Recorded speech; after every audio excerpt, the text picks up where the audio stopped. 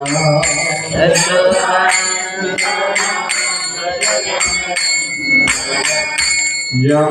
तीरा बरसाए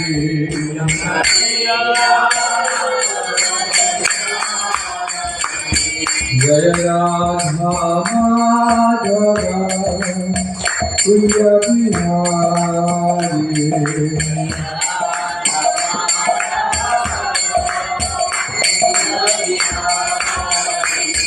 गोपी जना वल्लभा गिरधारी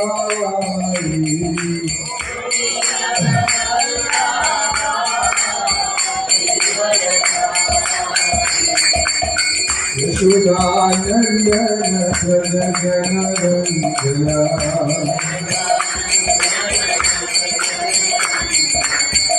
यमुना तीरा बरसाए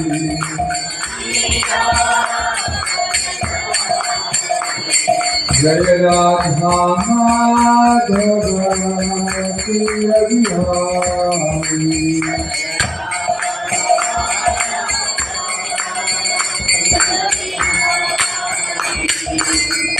जय ओम विष्णुपाद परमहंस परिव्राजकाचार्य स्तोत्र सुत श्रीमद अभय चरणारविंद भक्ति वेदांत स्वामी श्रील प्रभुपाद की जय ओम विष्णुपाद परमहंस परिव्राजकाचार्य स्तोत्र सुत श्रीमद भक्ति सिद्धांत सरस्वती ठाकुर विष्णुपाद की जय अनंत कोटि वैष्णव भक्त वृंद की जय श्री श्री चैतन्य महाप्रभु आविर्भाव महोत्सव की जय समवेत भक्त वृंद की जय श्री श्री चैतन्य चरितामृत की जय गौर प्रेमानंदे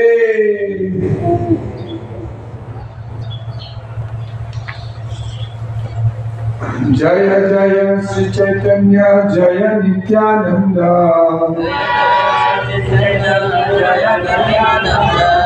जय द्वैत चंद्र जय गौर भक्त वृंदा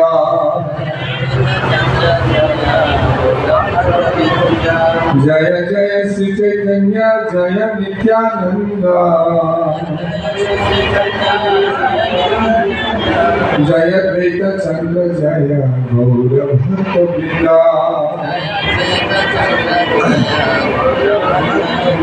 जय जय श्री चैतन्य जय नित्यानंद जय द्वैत चंद्र जय गौर भक्त वृंदा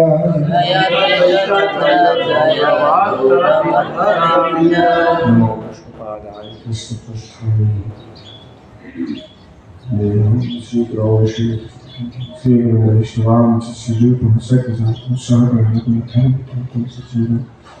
सर्वैतं सावधूतं परिजनसहितं कृष्ण चैतन्य देवं श्री राधा कृष्ण पादान् सहगणरघुनाथान्वितं नमो विष्णुपादाय कृष्ण पृष्ठाय भूते श्रीमति भक्ति वेदांत स्वामी नमस्ते सरस्वती देवी गौरवाणी विचारिणी निर्विशेष शून्यवादी पाश्चात्य देशकारिणी जय श्री कृष्ण चैतन्य प्रभु नित्यानंद श्री अद्वैत गदाधर शिवासादि गौर भक्त वृंद हरे कृष्ण कृष्ण कृष्ण हरे हरे राम राम राम हरे हरे। सभी भक्तों को सादर प्रणाम। आज सभी के लिए बहुत ही शुभ दिन है, पूरे जगत वासियों के लिए। आज श्री चैतन्य महाप्रभु का आविर्भाव अर्थात प्राकट्य दिवस है। जैसे अनेकों अनेक भगवान अवतार लेते हैं, असंख्य अवतार हैं, और अवतार का यही बिंदु होता है कि किस तरह से जीवों को पुनः भगवत धाम लेके जाया जाए। पुनः जीव जो है अपनी स्थिति को समझ ले। हालांकि भगवान आत्मा राम है, भगवान हमेशा आनंदित रहते, भगवान को किसी प्रकार की कोई वस्तु की आवश्यकता नहीं है। प्रभुपाद उदाहरण देते हैं कि जब शरीर में हमारा पकड़ लीजिए छोटी उंगली का यदि कुछ उसमें दर्द हो जाए, चोट लग जाए, तब हमारा जो पूरा शरीर का वो जो आकर्षण है या विचार है उस उंगली में जाता है ना। यद्यपि शरीर पूरा स्वस्थ है, तब भी जब उंगली में दर्द होता है तो शरीर को पूरा ब्रेन में ये मैसेज हमेशा रहता है कि मेरा उस भाग में दर्द हो रहा है, वो हमेशा व्यथित रहता है पूरा शरीर। उसी प्रकार भगवान आत्माराम है, भगवान असंख्य गुणों से विभूषित है, तभी जब कोई जीव ठोकर खा के दुख में गिरते रहता है, दुखी रहता है, तो भगवान को अत्यंत पीड़ा होती है। तो भगवान हमेशा कुछ न कुछ वो प्रयत्न करते किस तरह से जीवों को पुनः अपने घर मेरे पास लेके आओ। ये हमेशा भावना रहता है भगवान का इस संसार में आने के पीछे। तो बहुत अवतारों में अवतार के शिरोमणि है चैतन्य महाप्रभु। ऐसे दयालु अवतार आज तक भगवान ने कभी नहीं लिया, न लेंगे।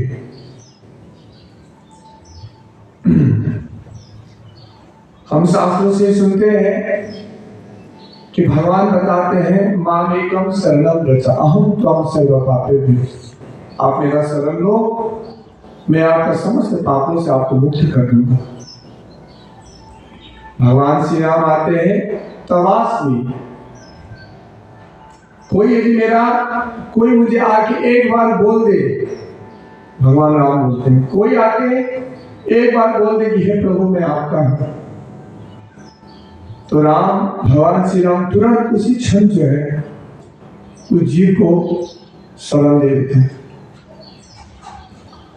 पर यहाँ पर बात हो रही है कि आपको भगवान के शरण लेना होगा, आपको भगवान के पास जाना होगा। पर जहां तक चैतन्य महाप्रभु की बात है, पात्र विचार नहीं, वो कोई पात्र का विचार नहीं करते। चैतन्य महाप्रभु ये नहीं सोचते कि कोई मेरे शरण में आया कि नहीं, है ना। तो वो क्या करते हैं, सभी जीवों को वो हरि नाम भगवत प्रेम प्रदान करते हैं।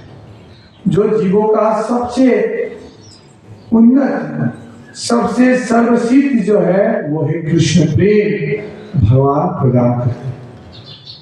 तो इसीलिए रूप गोस्वामी बताते नमो महावदन्याय कृष्ण प्रेम प्रदायते।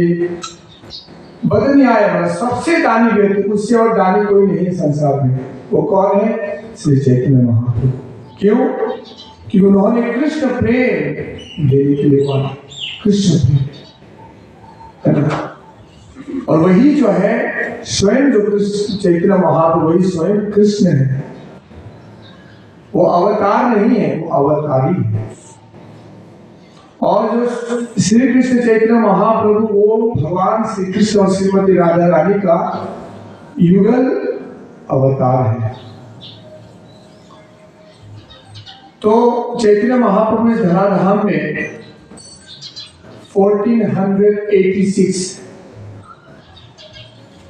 मतलब 1486 में वो प्रकट हुए नवद्वीप में, नदिया जिले में।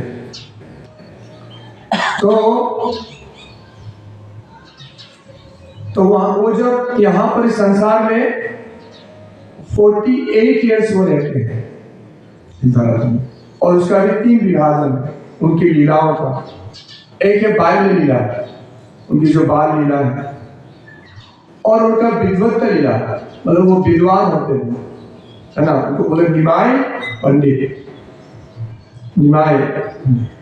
और तीसरा है उनका संन्यास लीला, जो पूरा 24 साल है उनका आधा है। और गृहस्थ जीवन में वो विष्णु प्रिया, उनकी केवल 16 साल ही होती है, तो महाप्रभु संन्यास ले लेते हैं। तो हम यहाँ पर ज्यादा हम लोग का बहुत सेवा की, तो ज्यादा हम कुछ नहीं कर पाएंगे। जस्ट थोड़ा बाल लीला में भगवान जब प्रकट होते हैं, जैसे हम देखते हैं कि हर साल बाल लीला में भगवान जब आते हैं एक साधारण बाल लीला भी करते हैं, जैसे बालक होता है वो बाल लीला भी करते हैं, और साथ ही साथ उस बाल लीला के द्वारा वो स्थापित भी करते हैं कि वो साधारण बच्चा नहीं है, वो पूर्ण पुरुषोत्तम भगवान श्री कृष्ण है। तो उस बाल लीला में पहला एक लीला आता है जिसे बच्चा जब करवट बदलता है, पहले तो वो तो कुछ नहीं हिलता नहीं है ना, एक ही ऐसे स्ट्रेट रहता है, क्योंकि 3-4 महीना में 5 महीने में ऐसे वो जब वो करवट बदलता है और धीरे धीरे वो प्रकट करते हैं, जैसे भगवान के शरीर में चिन्ह रहते हैं, क्या? शंख चक्र गदा पद्म, मतलब चरण में, है ना। तो एक बार इस तरह से घर में बालक जो है इस तरह से करते हैं, और मतलब कभी कभी हम बच्चे जो है वो कभी बिस्तर में हो गए, कभी ऐसे वाल में हो, चलने का प्रयत्न करते हैं, और घर में पूरी तरह से शंख चक्र गदा पद्म का चिन्ह हो गया है ना। और जगन्नाथ मिश्र उनके पिता और सची माता वो सोचती कि क्या हुआ, घर में इतने सारे शंख चक्र गदा पद्म के चिन्ह आ गए हैं। वो लोग सोचते वो नहीं समझ पाते किस तरह से हुआ। तब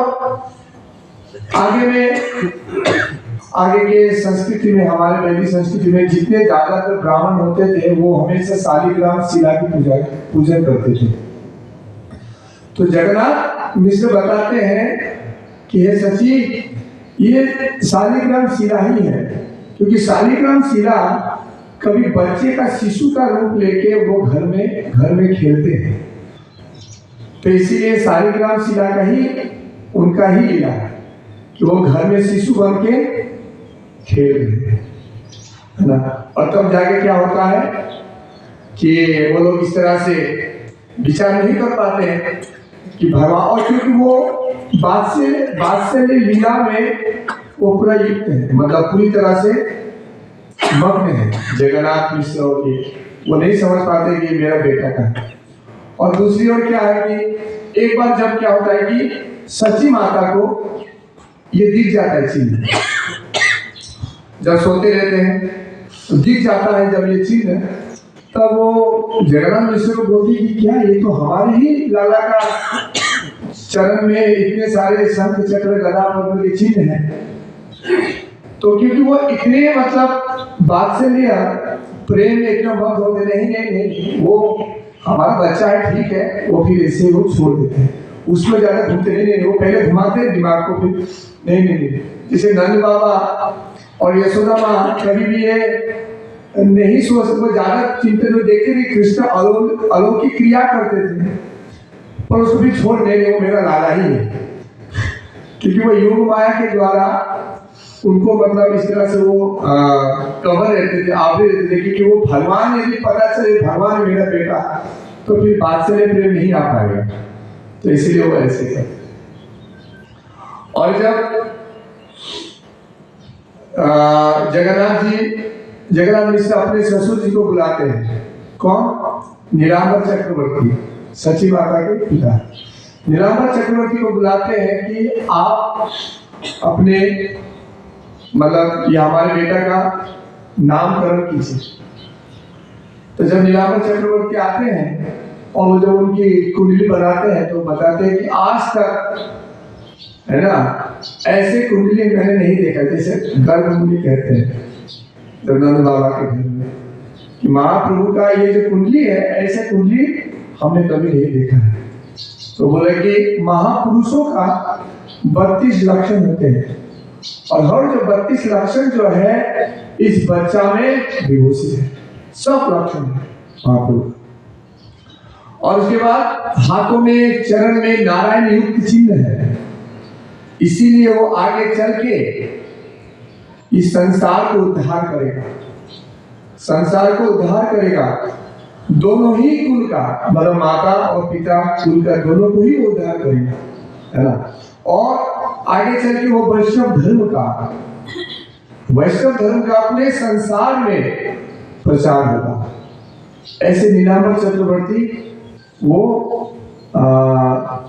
कुंडली देके, वो कुंडली बना के वो नामकरण करते हैं। तो सभी का पालन यदि वो करेंगे विश्व का, तो इसीलिए नीलांबर चक्रवर्ती उनका नाम क्या रख देते हैं? विश्वंभर। वो विश्व का पालन करेंगे, विश्वंभर। और एक प्रचलित नाम, एक प्रसिद्ध नाम है निमाय, भगवान चैतन्य महाप्रभु। क्यों? क्योंकि उनके वो निमाय, एक नीम गाछ जो है उनके नीचे उनका जन्म हुआ। और ऐसे कथा आता है कि सची माता जगन्नाथ मिश्र के अनेक संतान हुए और वो सब मारे गए, सब मर गए थे। एक ही बेटा था, वो विश्वरूप, वो भी मतलब वो भी तो चले जाएगा संन्यास में। तो इसीलिए सची माता वो मतलब पीड़ित रहती थी कि उनका इतना संतान का मृत्यु हो गया। तो इसीलिए वो नीम गाछ जो है, नीम जो वृक्ष है वो बहुत शुभ माना जाता है ना। तो इसीलिए उन्होंने निमाय करके नाम रखा। और जहाँ पर विश्वंभर का ये शब्द का अर्थ आता है, तो प्रभुपाद तात्पर्य में लिखते हैं कि प्रभुपाद बताते हैं कि आज आगे जब प्रभुपाद जब इस्कॉन का संस्थापना किए, जब उन्होंने प्रतिष्ठा किया, तब उस समय पूरे देश विदेश के लोग ही जो है भक्ति को ज्वाइन कर रहे थे। मंदिरों में वो पूर्ण रूप में वो जीवन को समर्पित कर रहे थे भगवान की सेवा में। और ऐसा होता था कि उस समय ब्रह्मचारी हो या गृहस्थ हो, पूर्णकालीन, अर्धकालीन या मतलब पार्ट टाइम नहीं होता था, सब फुल टाइम सेवा करते थे। पर बोलते एक मंदिर में 200-250 भक्त है। अपने हिंदी प्रवचन में भी सुना होगा, एक मंदिर में 200-250 भक्त रहते थे। उस समय प्रभुपाद ने 100 मंदिर के आसपास उन्होंने बना दिया था। तो बोलते प्रभुपाद कि देखिए हमारे कितना एक मंदिर में 200-250 होंगे, तो कितना खाने के लिए कितना सामान चाहिए, कितने कपड़े चाहिए, कितना घर चाहिए, कितने रूम चाहिए, कौन प्रदान करता है? विश्वंभर। कौन कर रहा है? विश्वंभर। तो यहां पर सीखने वाली बात यह है कि हमारा जीवन का सृष्टिकर्ता, पालन करता वो विश्वंभर है, वो भगवान श्री कृष्ण है।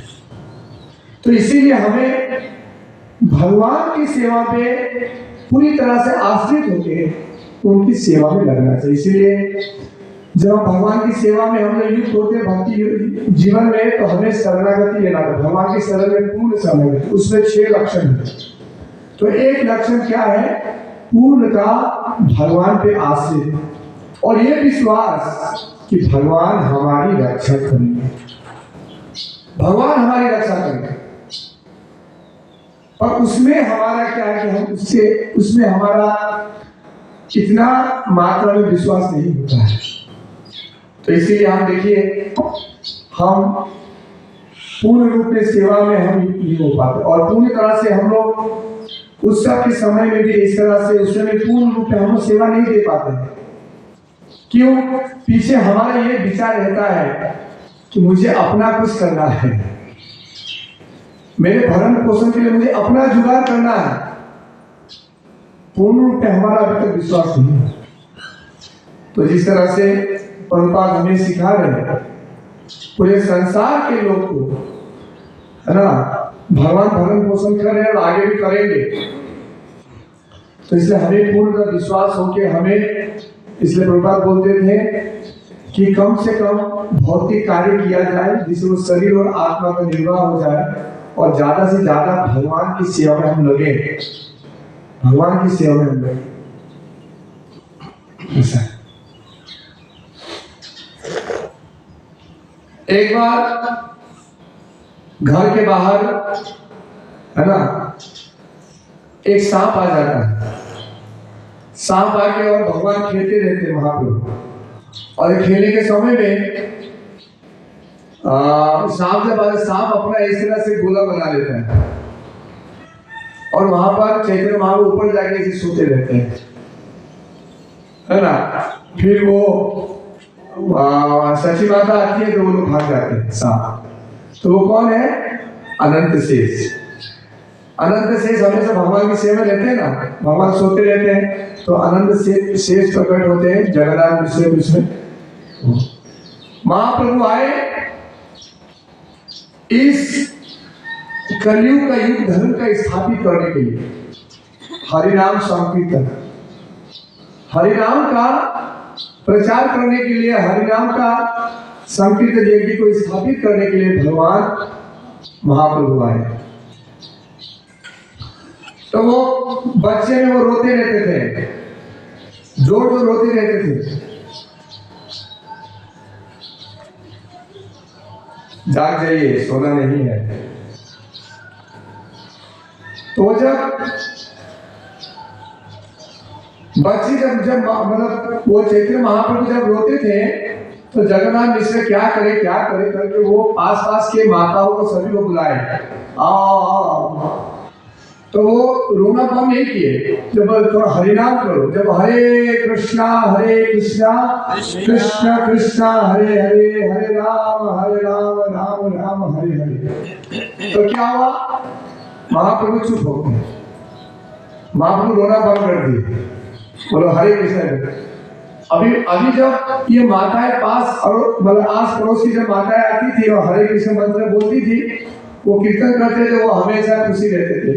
जहां उन्होंने जहां वो माताएं बंद कर देती थी वो फिर रोना प्रारंभ करते थे, फिर उनको हरे कृष्ण गाना पड़ता था, फिर वो हंसते थे, है ना। अभी माताएं भी क्या करें, घर भी है, घर में भी जाना है, सेवा करना है ना। तो घर में भी जाना है, सेवा करना है, तो वो जहां जाना बंद करे फिर वो रोना प्रारंभ, फिर उनको हरे कृष्ण कीर्तन गाना पड़ता। जगन्नाथ मिश्र ने उसी समय सोचा कि नहीं, इस तरह से तो नहीं होगा, तो उन्होंने संकीर्तन यह किया, 24 घंटा प्रारंभ करते हैं। उनके घर में भक्त जो है 24 घंटा हरिनाम संकीर्तन करते थे। तो कभी चैतन्य महाप्रभु को रोने का अवसर ही नहीं उन्होंने, और क्योंकि माता है उनको घर भी जाना था, तो इस तरह से उन्होंने भक्तों को बुला के शिफ्ट वाइज तो पूरा 24 घंटा हरिनाम वो करते थे। तो इस तरह से चैतन्य महाप्रभु हमारे लिए ये उपहार लेके आए और इस हरिनाम को प्रदान किया। अब देखिए आज के वर्तमान समय में लोग इतने कलुषित हो चुके हैं, इतने अज्ञान में चले गए हैं कि उनके जीवन से भगवत भक्ति, भगवान के साथ उनका जो संबंध है वो पूरी तरह से मतलब लुप्त हो चुका है। तो इसीलिए जिस तरह से चैतन्य महाप्रभु आए,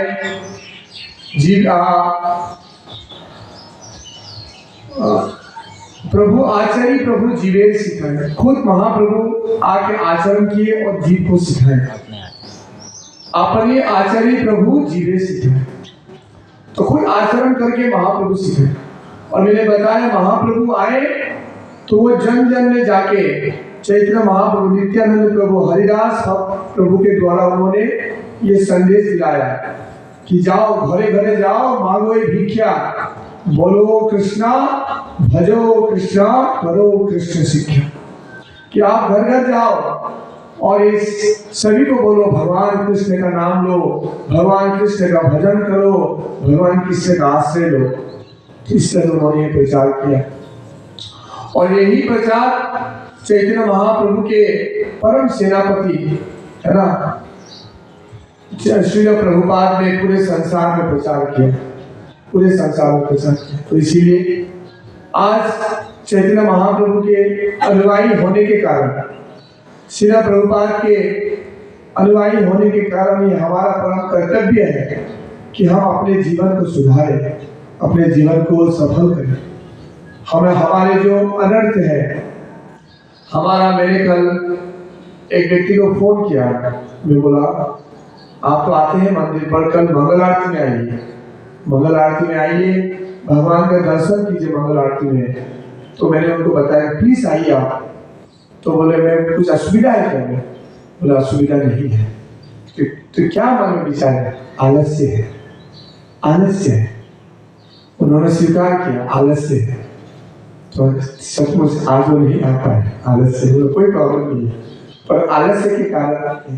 तो हम भक्ति जीवन में भी हमारा भी आलस्य हमारा भी है, वो केवल मात्रा का फर्क है, अनर्थ है ना। काम क्रोध से हमारा हृदय भरा पड़ा है। तो इसीलिए हमें चैतन्य महाप्रभु के श्री चरणों में पकड़ के आज जो विशेष दिन है उनसे प्रार्थना करना है कि हे प्रभु मेरा गंदगी मेरा कोई सामर्थ्य नहीं, इससे मैं निकल पाऊं।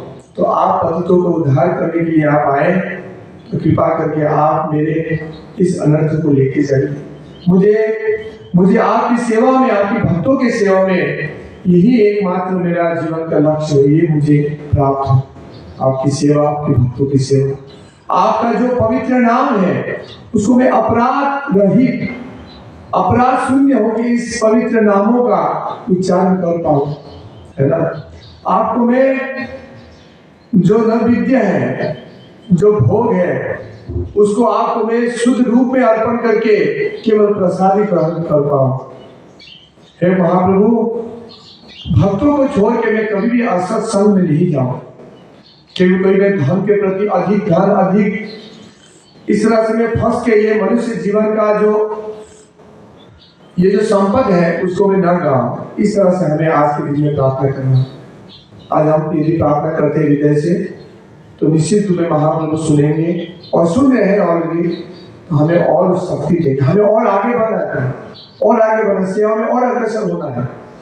हम लोग की सेवा में सेवा रुचि हम लोग का बहुत कम है, इसलिए प्रार्थना कर रहे हैं कि मुझे और सेवा दीजिए, मैं और सेवा कर रहा हूँ, मेरा मन जो है सेवा में लगे ना। तो इसीलिए और जहां तक हमारा सेवा नहीं होगा, हम नहीं सेवा करेंगे, ये देहात्म बुद्धि का लक्षण है।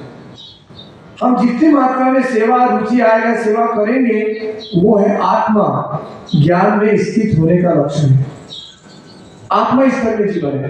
तो इसीलिए सेवा छोड़ के हमारा कोई विकल्प नहीं है, कोई विकल्प नहीं। आज देखिए हमारे पास क्या अभी बहुत सारे ऐसे वीडियोज हैं, आते हैं, तो कई मतलब शास्त्रों में इतने पारंगत होते हैं, वो शास्त्रार्थ करते हैं, इस्कॉन को भी वो इस तरह से वो करते हैं। तो हमें कितने शास्त्र को जानना पता है, और हम कितने शास्त्र की बातों को जानते हैं गंभीरता से।